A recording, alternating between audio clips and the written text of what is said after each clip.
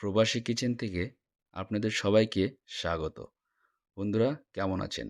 ভালো আছেন তো? আমি সজল। হ্যাঁ, আমিও ভালো আছি। বন্ধুরা, আজকে আমরা বানাতে চলেছি KFC স্টাইলে ফ্রাই চিকেন। ফ্রাই চিকেন কীভাবে করে বানাবো ওটাই আপনাদেরকে আজকে দেখাবো। এটা একটা মুরগিকে ৪ টুকরো করে বানানো হবে।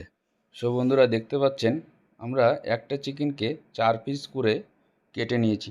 ব্রেস্ট পিস, লেগ পিস এইরকমভাবে কেটে নিয়েছি। তো এবার একটা চাকু দিয়ে এইভাবে করে ফুটো ফুটো করে দিতে হবে, যাতে গিয়ে মশলাগুলো সুন্দরভাবে মাংসের ভেতরে প্রবেশ করে।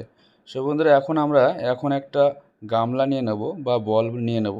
এই বলে 1 টেবিল চামচ বেকিং সোডা দিয়ে দেবো।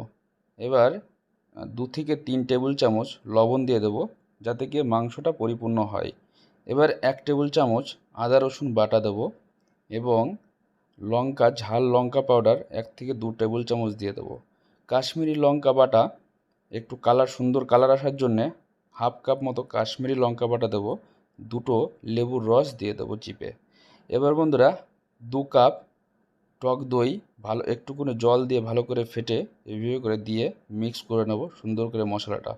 বন্ধুরা আমরা চিকেনগুলো ঢেলে দেবো এখন যে সসের মধ্যে, দিয়ে হাত দিয়ে ভালো করে ম্যারিনেট করে সামান্য একটু জল দিয়ে ম্যারিনেট করে পুরো রাত রেখে দেবো এইভাবে করে একটা ফ্রিজে। দেখতে পাচ্ছেন আমাদের চিকেনটা সারা রাত ভেজানো ছিল, রেডি হয়ে গেছে। এবার 500 গ্রাম ময়দা নিয়ে নেব। হাফ কাপ কর্নফ্লাওয়ার দিয়ে দেবো। লঙ্কা পাউডার, গার্লিক পাউডার, অরিগানো, স্বাদ অনুসারে লবণ দিয়ে ভালো করে এইভাবে করে মিশিয়ে নেব। এবার যে আমাদের চিকেনগুলো ভালো করে ছেনে নেব, জলটা ফেলে দেবো, এক্সট্রা ময়েশ্চার বেরিয়ে যাবে। বন্ধুরা আমরা এবার এই ময়দার মিক্সচারটার মধ্যে চিকেনটাকে এইভাবে করে ময়দাটা লাগিয়ে নেব। লাগিয়ে একটা ঠান্ডা জলের পাত্রে জলে ডুবিয়ে দেব।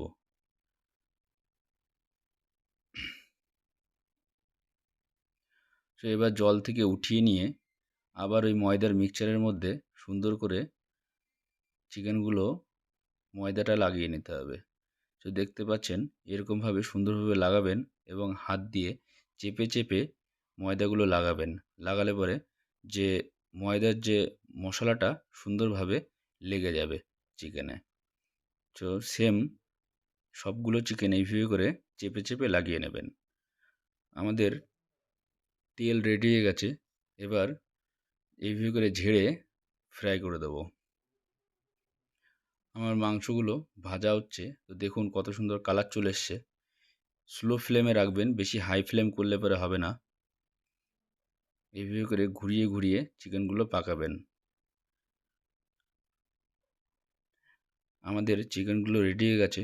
এখন উঠিয়ে নেব একটা ঝাড়ার মধ্যে, ফুটো ফুটো যাতে থাকে, বা টিস্যুর উপরেও রাখতে পারেন, তাতে গিয়ে এক্সট্রা যে তেলগুলো সেগুলো পড়ে যাবে নিচে।